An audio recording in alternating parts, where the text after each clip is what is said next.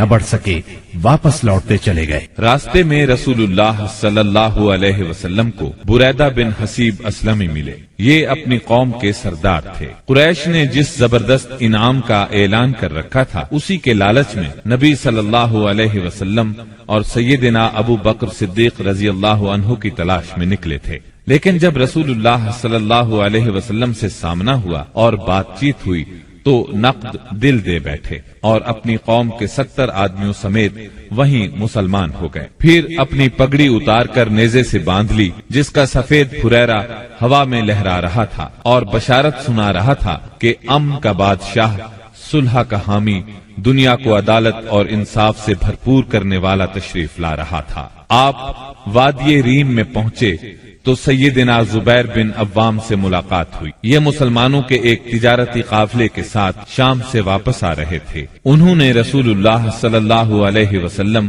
اور ابو بکر صدیق رضی اللہ عنہ کو سفید پارچجات پیش کیے۔ سوموار 8 ربیع الاول 14 نبوت بمطابق 1 ہجری 23 ستمبر 622 عیسوی کو رسول اللہ صلی اللہ علیہ وسلم قباء میں داخل ہوئے۔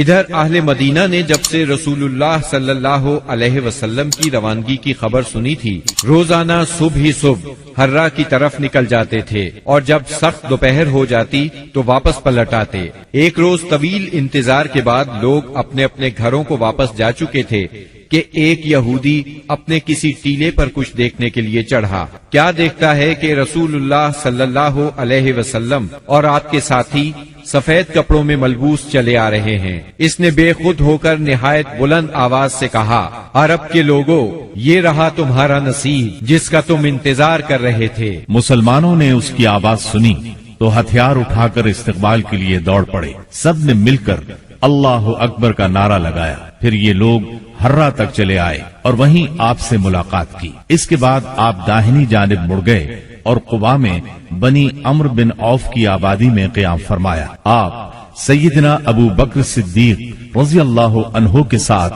دوسرے لوگوں کے درمیان میں بیٹھ گئے۔ اب ہوا یہ کہ جو بھی آتا سیدنا ابو بکر صدیق کو اللہ کا رسول خیال کر کے انہیں سلام کرتا، اس لیے کہ آپ کے بالوں میں سفیدی آ چکی تھی۔ جب اللہ کے رسول صلی اللہ علیہ وسلم پر دھوپ آ گئی اور ابو بکر رضی اللہ عنہ نے آپ کو دھوپ سے بچانے کے لیے چادر تانی تو لوگوں کو معلوم ہوا کہ یہ اللہ کے رسول ہیں۔ اس کے بعد قباء میں آپ نے کلثوم بن حدم رضی اللہ عنہ کے ہاں قیام فرمایا۔ اس سلسلے میں دوسری روایت یہ ہے کہ سعد بن خیثمہ رضی اللہ عنہ کے مکان پر قیام فرمایا۔